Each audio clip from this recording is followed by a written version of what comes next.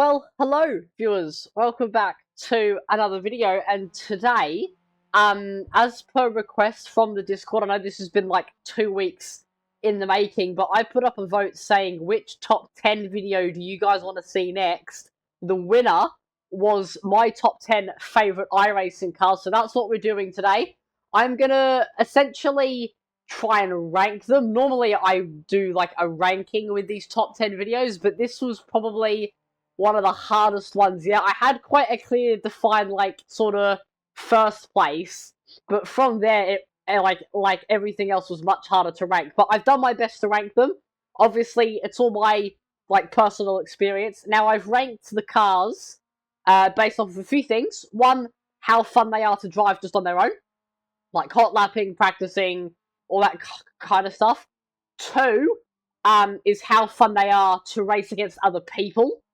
And three, how fun they are in like officials, like what sort of racing you get in officials, and that kind of thing. So I've got 10 cars. I've got a few honourable mentions.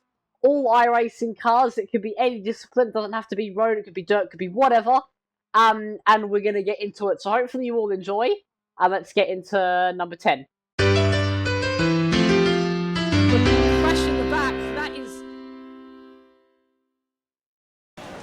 Okay, so we're going to get into this list straight away. Now, feel more than free to use this video as kind of like a guide, as well as just like a ranking. Obviously, you know, I want people to get the most out of their iRacing subscription. So please feel free to use this video as like a tutorial on what to race, when and where, because I know I struggled when I first got into iRacing. But we're going to get into number 10, and in that number 10 spot, I have gone with the good old Pro 4 truck. Now, I've gone with this car. There's a few reasons I've gone with this car in the list, but there's a few reasons why I've gone with it so low down. I wanted to put it slightly higher up, but I couldn't bring myself to do it. Obviously, I'm not someone that does a lot of dirt racing. Obviously, it's not my favourite thing in the world, but whenever I get into an official race driving these, it's always good fun. You get to door bash, you know, it's side-by-side action everywhere, and when you find someone who's on the exact same skill level as you, it can be an absolute blast. Also, obviously there's lots of drifting involved, which is great for driving around on your own, and it's one of the very few series on iRacing which actually allows you to do jumps, so what's not to love there? But yeah, I wanted to put this, I felt like putting this car at like the number 8 or 9 spot, but I couldn't quite do it, so I've thrown it in at number 10. Good car to drive on your own, very fun to drift around, jump around, all by your lonesome. But then once you start getting into officials with these things, especially C-Class, that's when the fun really begins with this car. So just getting to go side by side everywhere with people, as you can see behind me, it's just a constant switching of position, which is really fun. So for that reason, I've gone with the Pro 4 truck at the good old number 10 spot. Okay, so for all the cars on this list, I don't actually have a replay file for most of them. So for the ones I don't have a replay file, I'm just going to drive around. Number 9 on this list, if you couldn't already tell, is the Audi 90 GTO. Now, I had a replay file in mind for this one, back with the SLM guys, but that file has now corrupted, and I would have loved to have shown it to you because it was the absolute embodiment of how good this car is to race, but I don't have it, unfortunately. Now, the reason I've got this car on the list is actually quite interesting. This is a super fun car to hot lap, if you remember back to the Sonoma video. It gets quite a lot of special events, like the Road America 500, if you remember back to earlier in the year. The racing with this car, not with the Nissan, which uses the same series, but specifically the Audi. This one always gets great racing, no matter what. But unfortunately, it hardly gets any participation these days. If you went back to a year ago, you'd be able to get races every hour on the hour with this glorious car, but that's not the case anymore. It's just sort of died a bit of a quick death has this car in terms of official participation. But if you've got mates, all of you go buy this car because you will not be disappointed. The fact that it's got quite an old design, it's all-wheel drive, and it's got the sequential shifter to go with it, means that you can get some really nice racing with it, and when you do get it, it is super satisfying. It can pick up some damage, but it can also take quite a few big hits and keep driving, which is really nice. And it's quite easy to catch slides and drift this car due to it being all-wheel drive. But it's an absolutely phenomenal car, and I'm going to drive it a bit quicker now, just because I've accidentally set this AI race all wrong into Degner 1, and you can see that four-wheel drift happening. I'll do it again here, so I can go really early on the power, and you can see the slide, which is just really, really phenomenal. So, honestly, I know it doesn't get much participation anymore, but I do genuinely think this is a must-own car for anyone, purely because, like, if this becomes popular again, then, I mean, I really hope it becomes popular again, because this car is just phenomenal to drive, so much fun to hot lap in, so much fun to race in, and whenever these things used to go official, it was always an absolute blast, and super fun to drive with your mates or your teammates. But the Audi 90, for that reason, goes at my number 9 spot. Okay guys, so moving in to my number 8 spot now on this list, making our way through with a nice bit of progress. Now, I wanted to include an oval car, because I'm really getting into my oval racing recently, both my short ovals and my super speedway. So I wanted to include an oval car, but it was quite difficult for me to put one oval car on this list. But after a bit of thought, I finally got it. I've gone for the NASCAR Ford Truck F-150. Now, the reason I've gone with this one, because out of all of the oval racing I do, I would say I get the most fun out of doing super speedway stuff. Now, for me, it was a toss-up between the Xfinity and the truck, and I went with the truck purely because at least with my experience, you tend to get a few more laps out of these things before you get the inevitable big one, especially at tracks like Daytona and Talladega. I always feel with the Xfinity, you know, you get that big one wreck within like the first lap. At least with the trucks, they're a bit easier to bump draft, and I feel as though you can go a little bit more time without wrecking these ones. But this is definitely probably my favourite oval car to race, purely because I'm just a big fan of the super speedway stuff on iRacing, and doing it in the trunk, in the trucks, I always find it's a bit funnier and a bit more different to doing it in like an actual stock car like the Xfinity or whatever. Also, whenever the trucks are on, it's always great participation. People are always wanting to drive these things, compared to like the next gen cars or the Xfinities or the or the Gen 3, the Chevrolet Monte Carlos and things like that. So I felt like the trucks were the right option. Super fun to hot lap as well. If you haven't tried driving these on a road course, that's always good fun to do. I like doing that every now and then, so go give that a go. But yeah, definitely going with the Ford F-150 trucks at my number 8 spot. And we're going to move over to number 7, but I do not believe that there are any more mentions of oval cars. So definitely this is my favourite oval car to drive on iRacing. Okay guys, so here we are moving into my number 7 spot on this list. Now, I've included this car not really for its racing sort of capabilities, but more its hot lapping sort of style. And this is the Ford Mustang V8 supercar. Now, for a lot of people, I think they would have expected to have this one on the list. Spun there.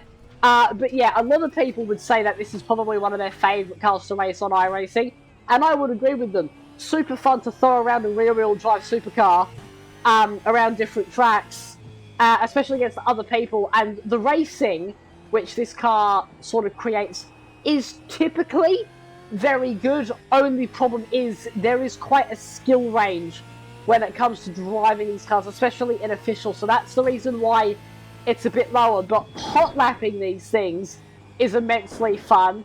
I remember I made oops.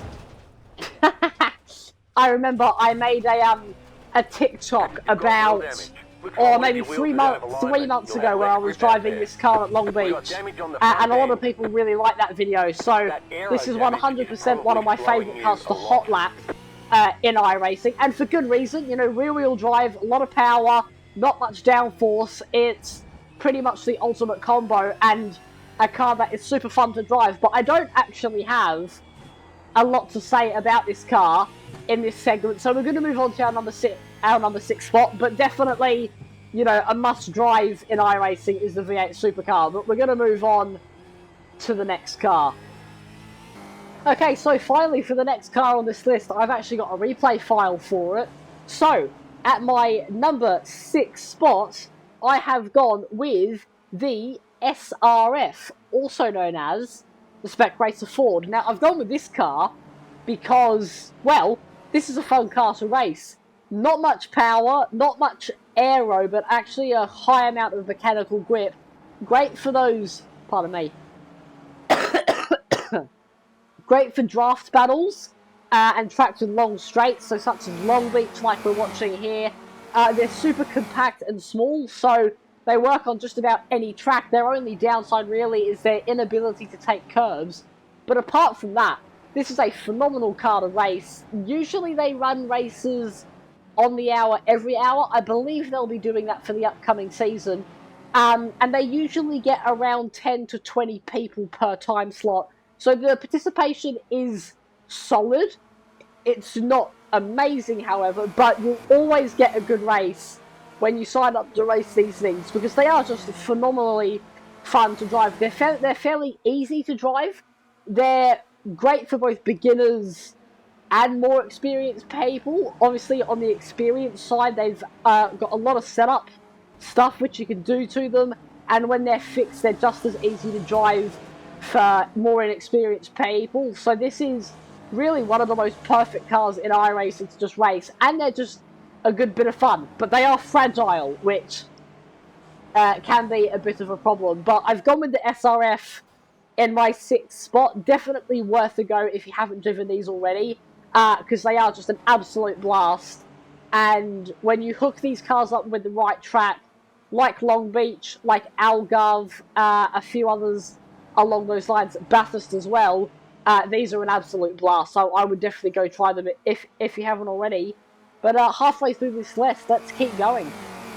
Okay, so getting now into the top 5, moving into my number 5 spot, a car which a lot of my viewers would be quite familiar with, one which I race in a league, so trying not to be biased, but I've gone with the Toyota GR86. Now, I like to think of this car as probably one of the better options. Like, if you just want a nice, like, argy-bargy race with a bit of contact and, you know, a bit of push and shove, then this is probably the right car for you. It's rear-wheel drive, super fun, light, tin top. Basically, this is like your entry-level series into getting some proper racing in. And obviously, I'm a big fan, you know, as someone who drives this car in like a proper league. I'm a big fan of this one, so I felt like I had to include it on my list. I didn't quite want to include it in my top 3 because there were some other cars I wanted to include in there, but I couldn't not put this car any lower than 6, just because I'm very fond of it. Now, on the hot lap side, it's quite boring, if I'm honest, because the Toyota was quite slow. When it's just you driving it around, yeah, they're fun, but they can be quite dull when just like practicing and hot lapping on your own. But once you get on track with other cars, this is when this car really excels. So a phenomenal little car to race, super fun, and in officials and leagues, just equally as good. So I've got the Toyota in my number 5 spot, and we're going to move into my number 4 right now. Okay, so moving away from number 5 and into number 4, another car which I didn't have a replay file for, but it's okay, it's okay. We're gonna drive this one around anyway. I've got here in my number 4 spot the stock car Brazil Toyota. Now, I don't think many people would know what this car is.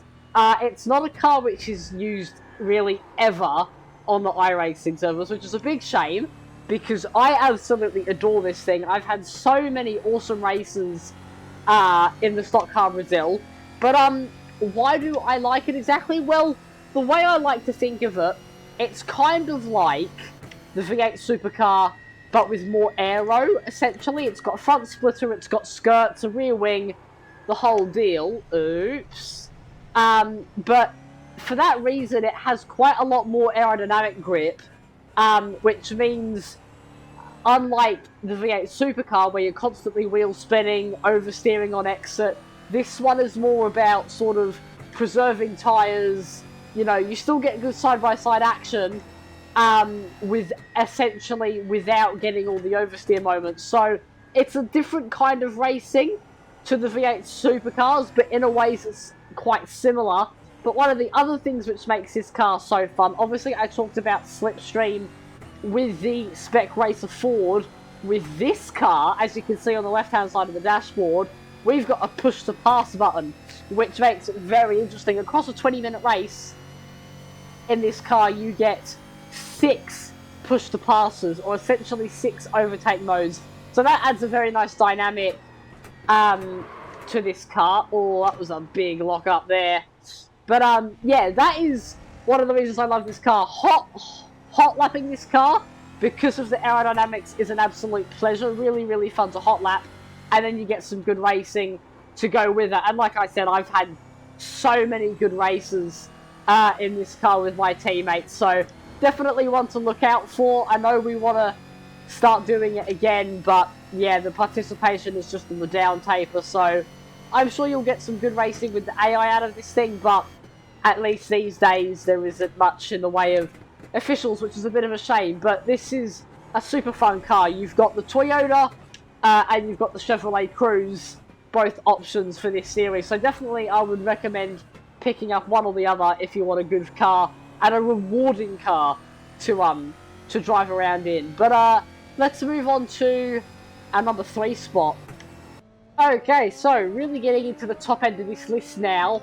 Coming in at number 3 with a car, I don't know if I've ever made a video with this one on the channel. I honestly can't remember. But it's the Super Formula SF23, the Toyota. Really, just one of my favourite cars on the sim. Now, there's a few reasons for it.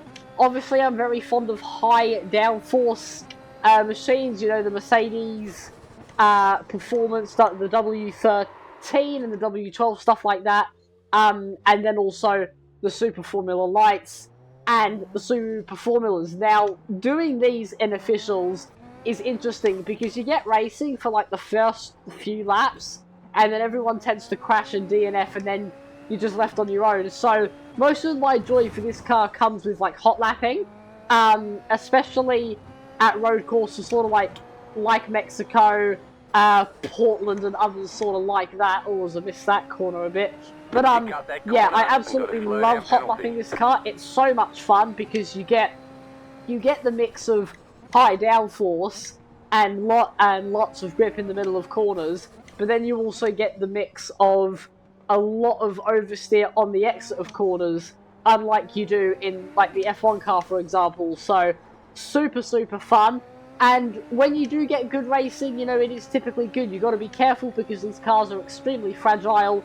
You know, you'll get launched if you make contact. So it does keep the racing fresh.